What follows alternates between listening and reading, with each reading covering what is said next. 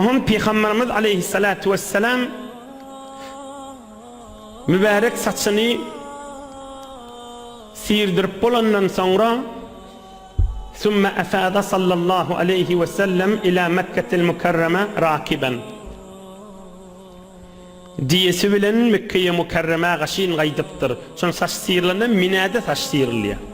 Haca gidenleri bilyenler son çadırların arasında her kim saç sıyırdırıp başlıyor. Ahun Peygamberimiz aleyhissalatu vesselam Mekke'ye Mukarrem'e gaşin gaydı. Ta farz tavafını yerine yetirer yani. Ahun farz tavafı etti. ثم جاء صلى الله عليه وسلم إلى السقاية.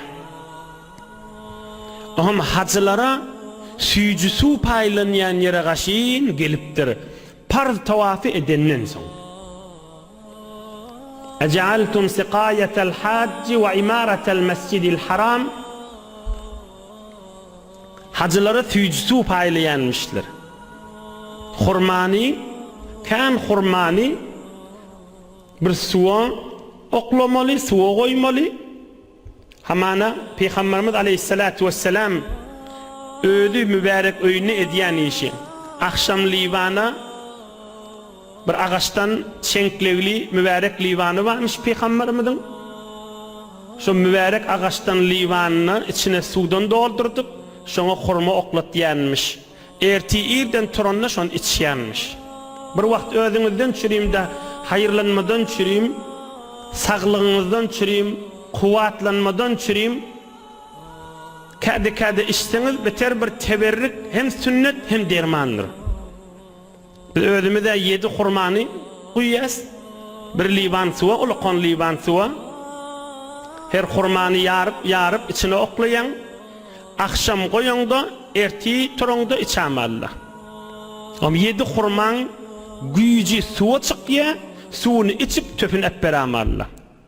Şol hurman içindeki kudret, şol numov rüşt, hem güyücü suva gaşin geçiyor, hem hurmanı iyip meydana ağramlık düşürüp vermeler oluyordu. Suyunu içakana töpün epberamalı. Kade olsa, hususen erkek adamlara yok mu kærrek da tədini anladın. Kızgını kærrek bolansan, hususen bir adam erti irden işe gidecek bolsa, çay suda iyi içmesi kıyın olsa, akşam hurmanı suya yatırıp da erti bilen şon içip gitse, sobhanılık ertilik imanını gitse, öyle açılık kaygısı şonqa kuvvet boluyor. Medyasında da hiç ağramda yok, bir livan su içip giden adam da abi. İnimin gurrun başka yana gitmeyin, hacılar da Mekke-i Mukarreme'de haca gelenlere süyücü su veriyenmişler. Biz süyücü su paylamak da Abdülmuttalib'in oğullarına ve aktıklarına varmış. Abdülmuttalib kim? Hak Resulullah'ın kakası da, dedesinin dedesi kakası. Abdülmuttalib'in oğlu Abdullah, Abdullah'ın oğlu Muhammed Resulullah sallallahu aleyhi ve sellem. Ohum şehir yurttan haca gelen adamlar tavaf edenden son ya tavaftan önce kuvvetlanmadan çürüyüm şol Abdülmuttalib'in aktıkları oğulları süyücü su veriyenmiş, şolara var, şolardan alıp barşo takbarsan hemen bir çelek süyücü su var da 3 meleklerde soğuk su koyuluşuyalı da şol Peygamberimizin yakın qarındaşları kan süyücü su becerip hurmanı suya yatırıp şonu mihmallara beryenmiştikler haca gelenlere. Yine bana sikayetul hac diyorlar. Haca gelen adamlar su vermekte. Onun Peygamberimiz aleyhissalatu vesselam tavaf-ı ziyaret 7 aytar aylanıp par tavafını bitirip süyücü su içmeyene barıptır. فاستسقى صلى الله عليه وسلم جماعة أو دقت edin o da dikkat ettiğini diyor. Yani ma kamera memdin bir qav bilmeli adamız. Ahım Peygamberimiz de çemarap şu süyücü sudan içmeye varıptır. Zemzem'in suyu değil ha. Zemzem kuyusunun gurrun değil ha. Şu yank süyücü suyun gurrun.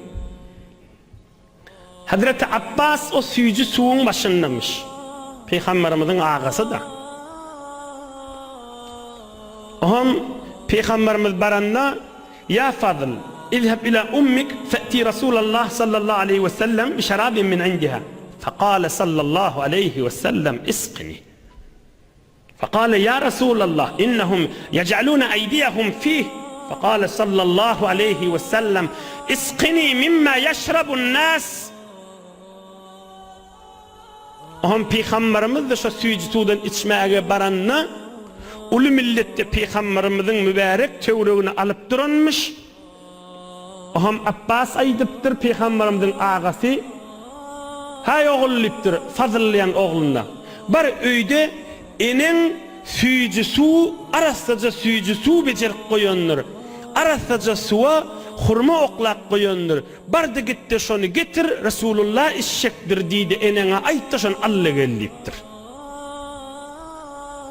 İnne adamlan içiyen suyu ulukon deppe çelik sular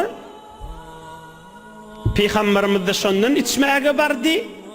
Ve şu süyücü suyu adamlara paylayan Hazreti Abbas'a oğlunu iverttir bar öyden arastaca suyu enene ayt iversin deyiptir içine hurma oklanan süyücü suyu. Peygamberimiz ayttir yok bana şundan oy deyiptir. Ohum Hazreti Abbas aydıptır ya Resulullah bana adamların eli deviya deyiptir. Hurmalcık bolup kade deviyandır, teberrik deyip deviyandır. Hulasa şuna adamların eli deviya deyiptir. Ohum Peygamberimiz aydıptır adamların eli devse devsin şundan adamlar içip duda mı deyiptir. Teberrik bana da şundan ver deyiptir. Men şundan içecek deyiptir. İskini mimma yeşrabun nas. Şu adamlar içiyadam şundan deyiptir. Adamlar içiyam otan bana da şundan ver deyiptir. İskini mimma yeşrabun nas. Adamlar şundan içiyadam deyiptir. Bana da şundan ver deyiptir. Hem adamla hoş olur yali. Peygamberimiz de şundan içip du deyip. Hem de ey cemaatler Peygamberimiz aleyhissalatu vesselam'ın özünün bir mübarek bernamesi, mübarek etiyani işinin biri var. Arası adamların eli degen zatını teberrik bilyenmiş da. Mesela odolla aydanların bir ilim, din ilmidir ha. Odolla gurrun olandır. Mesela dehret kılanda biz künnükten su aktiyas dehret kılyas da Peygamberimiz aleyhisselam'da ka vakt şodura dehret kılyenmiş. Ama ka vakta birliğin bir qaba su guyyenmiş. Şu sudan ine mübarek ayası bilen alıp dehret kılyanmış. Elinden damca katre şu suya damanın işgali yok. Bir elinden o suya damsa eyni kurşudan damda hesap, livandan damda hesapta. Birliğin sudan alıp, bir qab sudan alıp da şeyle dehret kılyanmıştık birliğinin içine, bir boşluğunun içine, boş kersenin içine, boş qabın içine, yere bir qaba arasaca su guydur şonu getirip mübarek yanına koyyanmışlar ve şondan alıp da yere de dehret kılyanmıştı.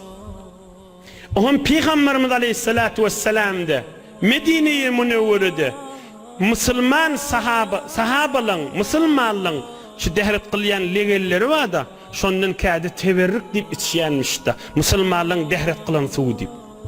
Müslümanlan dehret kılan suğu diyenim o yere dökülyen suğu de ha yuğuncan del ha. Ol dehret kılyan arassa suudun. Şondan hey el götürülye, hey elin menen su götürülye, hey elin men su götürülye. Şonun için köni ulamalar aytyanlar. Bira abi zemzem suyunu turup içilyenler. Bir de haysi su dehret su turup içilyenler. Dehret su şafa deydiği şu dehret su şafada. Dehret su şafa deydiği bir qaptan şeyle alıp dehret kılyan hey şey barmaklar şu aya şu el şu pence hey şunu diviye o şu legenden şu qaptan su götürüye o şu su teberrik bolya şu sudan köne pirler ulamalar salihler gece Türk namaz okuyanlar şu sudan ya eli bilen alıp dik durup içyanmışlar da. Peygamberimiz aleyhissalatu vesselam ödünün dehret kılana dursun, şu Müslümanların dehret kılan legeninin içiyenmiş da, teberrik deyip de. Ne kadar gurrunun ödünün ne kadar teberriki var? Kıskaca kaytaydeyn Abbas aydıptır mına adamların eli deviye deyiptir. Eli deyse de şundan adamlar içipti değil mi? Adamlar içiyen olsa bana da şundan uy deyiptir. Adamlar içiyen olsa şundan bana da uy deyiptir. Sümme ete zemzem ahracahul Bukhari.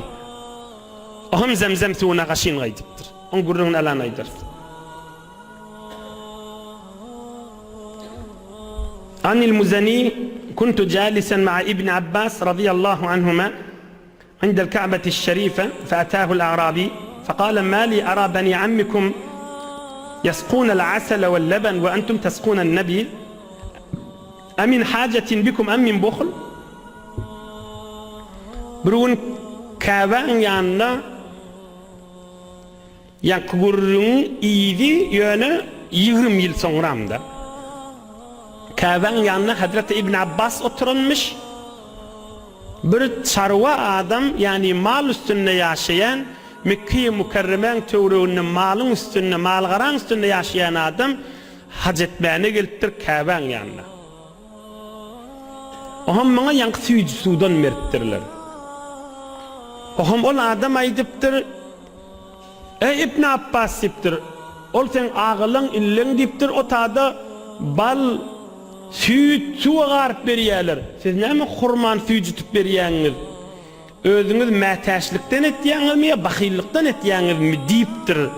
Bir mal garaň sünnen gelen adam İbn Abbas'a şey diýipdir. İbn Abbas aýdypdyr: "Elhamdülillah, ma lana min hajat we la bukhul." Muny mätäş bolup ya bahil bolup edemzat diýipdir. Yani qadimen Nebi sallallahu aleyhi ve sellem ala rahilatihi وخلفه أسامة فاستسقى فأتيناه بإناء فيه النبيذ Peygamberimiz hac edenini hurma suva yatırılan verdik deyiptir. Hurma suva yatırılan su verdik deyiptir. Hurmanı suva yatırılan su verdik. Peygamberimiz şondan içti. Qalanını Usame hadımına verdi. Ve aytti: "Ahsantum, ecmeltum, kaza fasnau." Acap süýjü suw bolupdyr. Beter gowy iş etipsiňiz, beter gelşikli iş etipsiňiz. Şeýdi beriň, şyjyry paýla beriň. Hurman suwa ýatyrlan suw paýla beriň diýipdir. Ahsantum, ajmaltum, kaza fasnau. Etişiňiz gowdur diýipdir. Biz diýipdir, İbn Abbas aýtypdyr, Peygamberimizin aleyhissalatu vesselam özünden eşitip ödünü de içirip şondan çiriymiş yollen mariyasiptir. Yine Peygamberimiz aleyhissalatu vesselam zemzem suuna barmaqa süýjü sudan içenin bir kıskaca gurrunu bolly. Bir kıskaca iki ders var. Biri hurmanı suwa yatırıp içmen gurrunu. Yanıda bir işare ettik. Ulaqan sağlık Ulaqan adama kuvat, zäften, ejizlikten çıkaryan zatın biri Peygamberimiz aleyhissalatu vesselam'ın özünün etişiyat etjek bolsaň akşam bir livan suwa hurma okla diýänmiş, mübarek bir agaçtan livany varmış, bir çyzygatan çenklegli şu dewilmez ýanyp başyna bir demirden bir kuşaçyk beripdirler da. Sonra da barmış Hazreti İmam Bukhari aýtýar, men de elime şo livan yetdi we bir gün şoň suw güýüpdi Resulullah'ın derman livanyndan nip bismillah diýip götürüp içdim diye Hazreti İmam Bukhari aýtýar. Be her hal Peygamberimiz aleyhissalatu vesselam'ın bir agaçtan livany vardy we akşam şoň hurma okladyrdy, suwdan doldurdup hurma okladyrdy we erti bilen turandan şonu içerdi. Erti öýlerrek de şondan içerdi. Erti ikinnirrek de içerdi. Ve şonu içip görse bir azajyk takamy ütgen bolsa onu döktürerdi, içmerdi diye, äpberderdi diye. Azajyk takamy ütgen bolsa şeýle görerdi, meni äpberaň dökaň diýerdi. Akşam livany goýup erti sop içmek käde bolsa biter gowzatdyr. Saglyga, zihne, kuvata, yani aytdy, hususen erti bilen basym işe adam özüni, medesini, özüni hem yeňil hem kuwatlatjak bolsa ulaqan ýoldur. Bula bir ders, ikinji ders musulmanlaryň agzyndan galan zady iýmek içmän gurrüňi.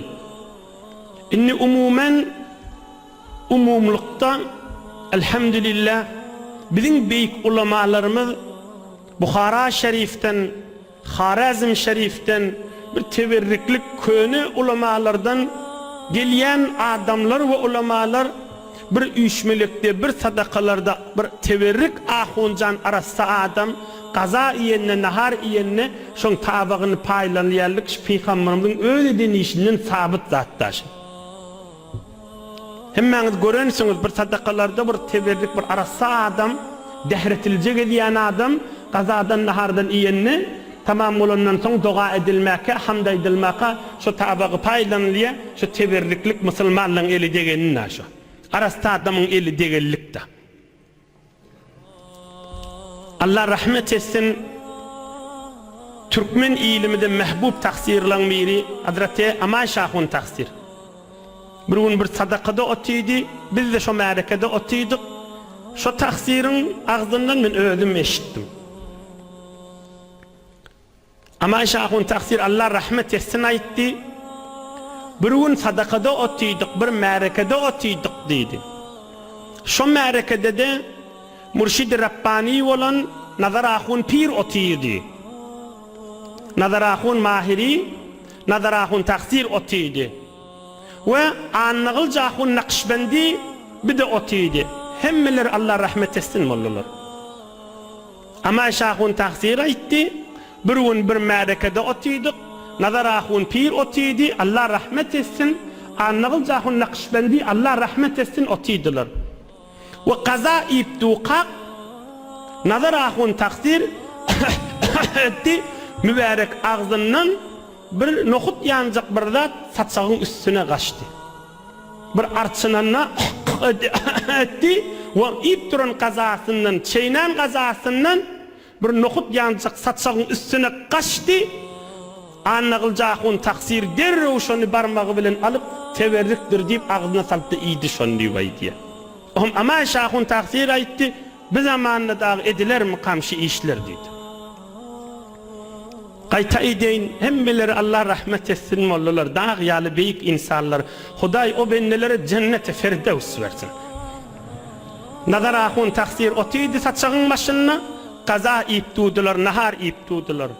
Annağılca Ahun taksir Nakşbendi de otuydu. Ve ama Şahun taksir de şonuna oturanmış. Ve Nazar Ahun taksir nahar ip tuğqa, bir üshuren yalı bolli, arçınan yalı bolli, ve mübarek ağzından bir nohut yancak saçağın üstüne kaçtı. Annağılca Ahun taksir Nakşbendi derrev şon alakanı ağzına okladı, teberriktir taksirden niyubaytti. Çın din kadimden hatta Hazreti Gavs-ı Azam Hazreti Abdülkadir Geylani Kuddise Sirruh ulu milleti vaaz verenine aydiyanmış salih arasta adamlan ip bolondan son tabağından dağıtacak bolun bereket vardır diyenmiş. Hazreti Gavs-ı Azam Abdülkadir Geylani Kuddise Sirruh aydiyanmış ulu milleti vaaz edenine salih arasta adamlan eli dehretli, el ayak dehretli diyen adam arasta adamlan naharının qalanın dağıtacak bolun teberriktir, bereket vardır, pespelçilik vardır, mehabbet vardır diyenmiş.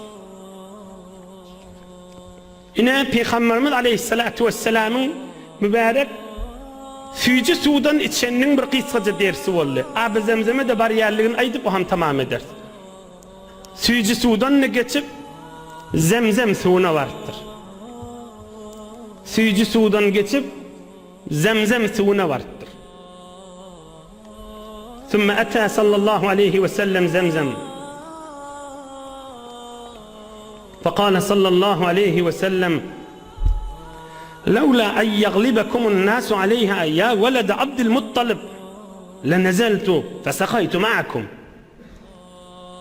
لولا أن يغلبكم الناس عليها يا ولد عبد المطلب لنزلت فسقيت معكم حتى أضع الحبل على هذه أشار إلى عاتقه صلى الله عليه وسلم.